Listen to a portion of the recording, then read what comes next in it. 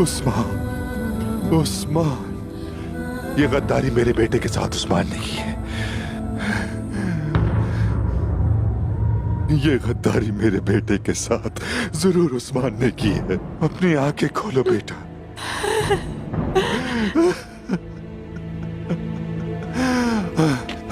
सिपाहियों, मेरे सिपाहियों और कबीले का हर शख्स उस्मान को तलाश करे।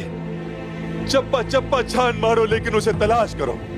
ये कबीले के हर शख्स की जिम्मेदारी है।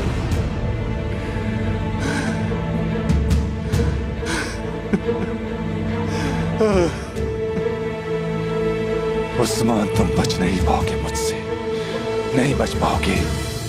मैं तुमसे अपने बेटे का इंतकाम लेकर रहूंगा। या मेरे मालिक, तुम गवाह रहना, गवाह रहना। मैं उससे हिसाब जरूर लूंगा।